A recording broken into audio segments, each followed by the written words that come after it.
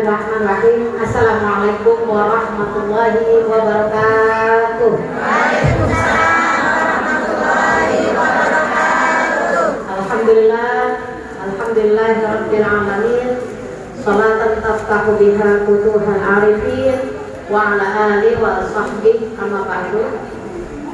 Allah Ta'ala fi kitabil karim. A'udzubillahi minasyaitonir rajim. Bismillahirrahmanirrahim. Laqad kana fi rasulillahi uswatun hasanah. Sama-sama kita hormati ini pimpinan Majelis Taklim wassalawat marziyah nurul haq, betul? Karomah wal mukaromah, karena mungkin yang mengundang saya Ibu Sri, Ibu Sri Umiyati, Ibu Haja Sri Umiyati. Amin ya Rabb. Sama-sama kita semuanya moga-moga bisa sampai haji, jadi. Dan juga para asatizah, wabil khusus Al-Mukarramah wal Muhtaramah Ustazah Hajah Syarifah Fatimah Al-Habsi. Tadi beliau bilang beliau berhalangan hadir. Sama-sama kita hormati Mukarramah wal Muhtaramah Ustazah Nurun Nisa Mukarramah. Ini beliau Ibu Sri dan Ibu Nisa ini saya ketemu beliau itu mungkin hampir 2 tahun yang lalu ya, di Gunung Kemenyan di Bogor. Alhamdulillah bisa diundang kemari, bisa silaturahmi lagi, dan juga bisa hadir di apa ini namanya Ibu? Kondes ya? Kondes ya. Saya biasanya sampai Kusuma, sampai Al-Hawi, Ustazah Mardiah, karena beliau sahabatnya ibu saya.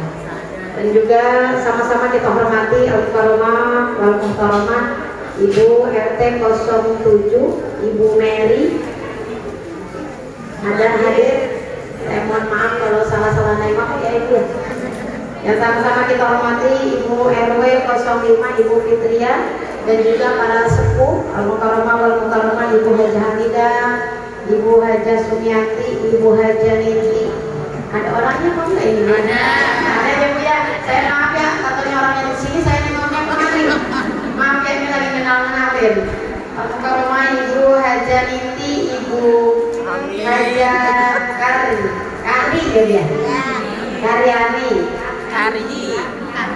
Ibu Kari, Ibu Sofiatun, Ibu Nida, dan juga seluruh para jamaah Majelis Taklim Baitul Thalibah, pimpinan Ustazah Nurul Nisa, dan juga jamaah Majelis Taklim Al-Karimah. Bentar ya dia. Mohon maaf ya kalau ada yang salah, dan juga jamaah Majelis Taklim wassalawat marziyah nurul haq. Yang mohon maaf seluruh para jamaah, para tim hadroh yang cantik-cantik, kerudungannya sama sama saya. Alhamdulillah ini bareng juga sama Bu Nisa, kayak janjian gitu ya Bu ya. Coba kalau saya tahu saya pakai kuning juga, biar kita sama. Alhamdulillah, mohon maaf seluruh para jamaah, para orang tua, para sepuh, para asatizah, semua tim hadroh yang mohon maaf namanya tidak dapat saya sebutkan satu persatu, namun tidak mengurangi rasa hormat dan cinta saya kepada ibu semua. Puji syukur kehadirat Allah Subhanahu wa Ta'ala atas limpahan rahmat dan nikmat. Kita semua dalam keadaan sehat walafiat, selalu dalam firman Allah Subhanahu wa Ta'ala. Mudah-mudahan acara ini berjalan dengan lancar. Karena saya kalau bahasa Betawinya nyelam. Ya Bu ya, mungkin di sini banyak nggak ada yang orang Betawi, apa bahasanya? Insip. Acara belum selesai saya udah maju duluan. Dan mohon maaf karena di sini saya mau terus ke Sukabumi. Jadi mohon maaf, ngambil waktunya terlebih dahulu, belum hadroh, belum baca maulid, belum baca apa. Maaf ya Rasulullah, bukan tidak menghormati, tapi saya masuk duluan sebelum acara maulid. Mohon maaf. Hadirin sekalian rahmat Allah Subhanahu wa Ta'ala. Salawat beriring salam kalau populer kita haturkan kepada Nabi kita, Nabi besar Muhammad Sallallahu Alaihi Wasallam. Mudah-mudahan kita semuanya mendapatkan syafaat di hari kiamat nanti. Amin ya Rabbal Alamin. Pertama-tama saya terima kasih banyak buat para asatizah, wabil khusus Ibu Sri Ibu Sri dengan Ibu Nisa sudah mengundang saya bisa kemari. Ibu-ibu salam kenal, saya dari Duren Sawit, lumayan agak jauh ya Bu ya. Jadi saya datang kemari dari jam 11 karena khawatir macet. Jadi sampai di PGC suami saya sholat, lalu baru jalan kemari, alhamdulillah sampai. Mungkin kalau para panitia, saya lihat fotonya di statusnya Ibu Sri dari malam udah repot. Cuma mau ngapain kita? Mau menghadiri, mau ngadain maulidnya Nabi besar Muhammad. Mudah-mudahan capeknya para panitia, capeknya tim hadroh, capeknya ibu-ibu, telahnya kita, Allah jadikan saksi kita di yaumil kiamah mendapatkan syafaat dan Nabi kita Nabi besar Muhammad. Niat kita udah baik, bener gak Bu? Datang kemari udah ada yang ngurusin luar biasa. Tapi ada sebagian kelompok yang berbicara hadirnya kita di sini, mereka itu bilang apa? Sesuatu yang salah. Dengan dalih apa? Maulid itu haram. Cuma dikatakan apa? Kullu bid'atin dolalah, kullu dolalah binar. Nauzubillah min. Kelompok itu bilang kita nggak boleh ngadain maulid karena maulid nggak ada di zaman Nabi. Maulid nggak ada di zaman Nabi, berarti sesuatu yang baru nggak ada di zaman Nabi, itu mereka bilang bid'ah. Maka beliau berdalil kullu bid'atin dolalah, setiap yang bid'ah itu jelek, membawa keburukan, kullu dolalah finnar. Apa iya para tim panitia, saya yang jauh-jauh dari Duren Sawit kemarin cuma mau ngejar neraka ya Bu ya, nauzubillah min. Maka saya ingat banget kata seorang ulama, an-nasu sahih, nasnya sahih, wal fahmul khata. Nasnya benar, hadisnya benar, tapi pahamnya salah. Maka para ulama, wabil khusus Haji Hasyim Asy'ari dia berkata, para ulama kita berbicara bahwa maka bid'ah segala sesuatu yang baru itu dibagi dua. Saya bertanya, kita bisa bilang nggak ini HP yang canggih ini kita bilang haram? Di zaman Nabi HP ini ada nggak? Mobil ada di zaman Nabi? Tapi bisa nggak kita bilang haram? Nggak bisa. Sesuatu yang baru kalau kita ambil pemahaman seperti yang tadi, setiap yang baru itu dolalah, setiap yang dolalah itu masuknya, semua yang pakai HP, semua yang pakai mobil itu hukumnya menjadi haram. Maka para ulama berkata bid'ah itu ada dua. Bid'ah itu ada yang benar, ada yang enggak. Yang hasan, ada yang dolalah. Bid'ah hasanah, ada bid'ah dolalah. Kalau hasanah ini HP baru, bukan di zaman Nabi. Tapi kalau ibu gunakannya untuk silaturahim, kayak ustazah nonton saya untuk datang ke acara maulid, kita video untuk acara maulid besar, hal-hal yang baik, maka sesuatu itu menjadi baik. Tapi kalau HP mohon maaf, kita gunakan maaf, dalilnya sekarang apa? Real nih. Saya mau real nih, saya mau silaturahmi, tapi bertemunya dengan bukan muhrim. Akhirnya terjadi maaf hal-hal yang tidak bagus. Maaf, yang zaman sekarang lagi marah, banyak perselingkuhan lewat HP, maka itu menjadi dolalah, itu menjadi haram. Maka itu apa? Nilainya menjadi haram. Tapi berkumpulnya kita di sini, saya lihat kalau saya lihat rangkaian acara dari Ustazah Sri kirim saya baca Yasin, tapi ini beliau bilang belum baca Yasin. Mohon maaf ya Ibu, mohon maaf. Baca Yasin, mau baca Waqiah, lalu tahlil, lalu baca maulid, kan gitu. Isinya zikir kepada Allah. Maka datangnya kita kemari ini disebut bid'ah hasanah.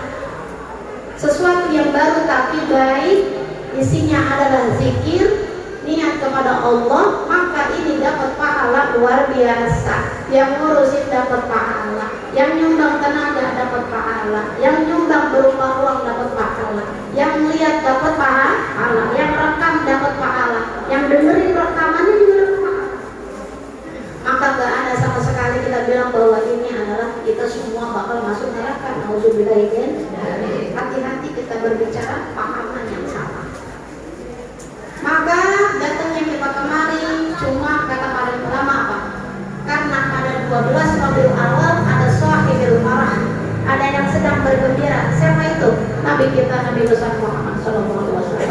Maka datangnya kita kemari buat maulid, memperingati kelahirannya Shahidul Marah. Yaitu siapa? Nabi Muhammad SAW. Yang dimana dengannya, karenanya kita, wabil khusus orang perempuan, orang wanita, Allah jaga kita. Yang dulu di zaman Nabi, pada waktu zaman jahiliyah, perempuan gak ada yang berhak boleh hidup, karena kita perempuan seperti barang. Maka ada keluarga yang punya anak perempuan, dia malu punya anak perempuan. Tapi dengan datangnya Nabi, Allah ubah itu semuanya.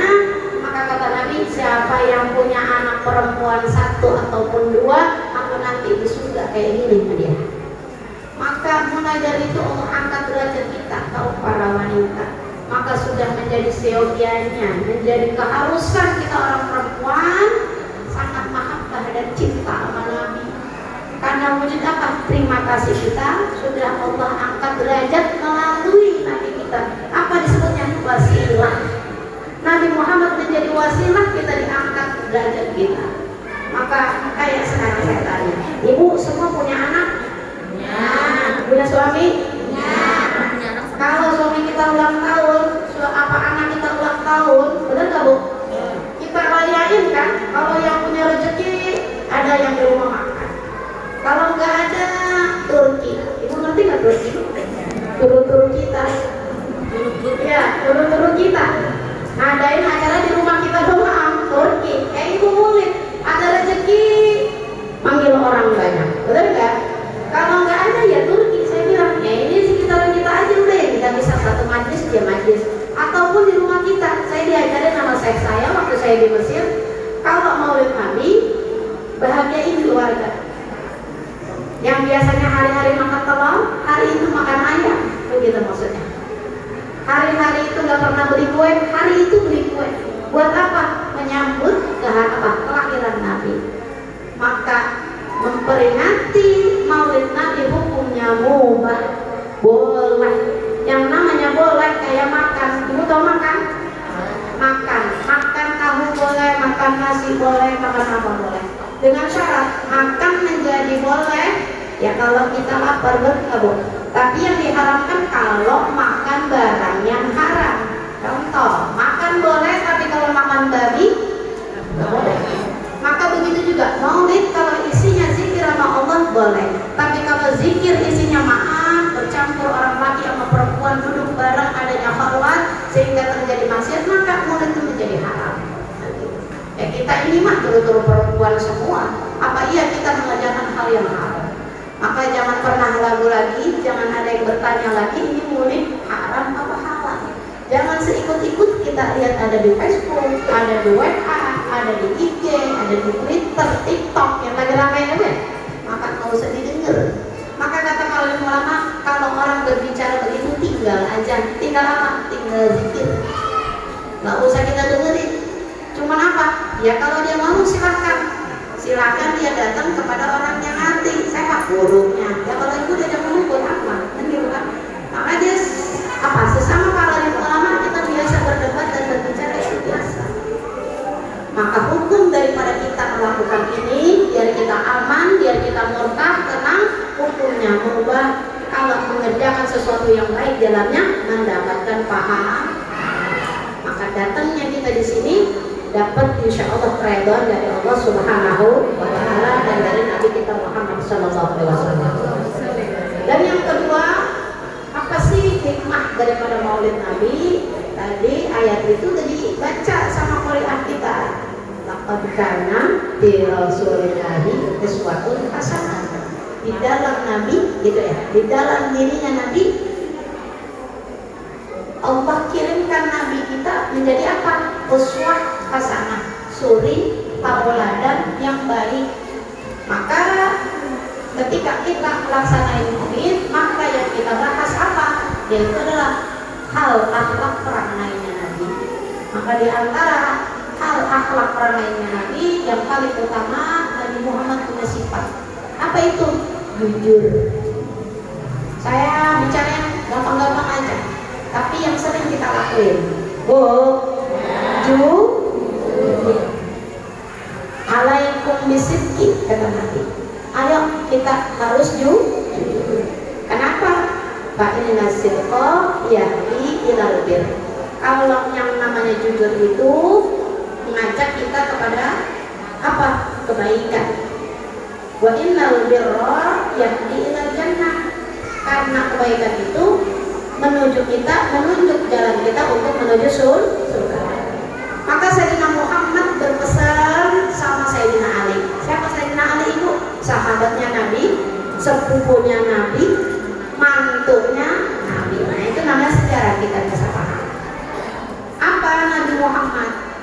Wahai Sayyidina Ali, kita itu jadi manusia mesti jujur, kata Nabi. Walaupun jujur itu bisa kayak menyengsarakan kita. Bisa jadi hari ini menyengsarakan kamu, tapi nanti bisa jadi apa? Memudahkan kita.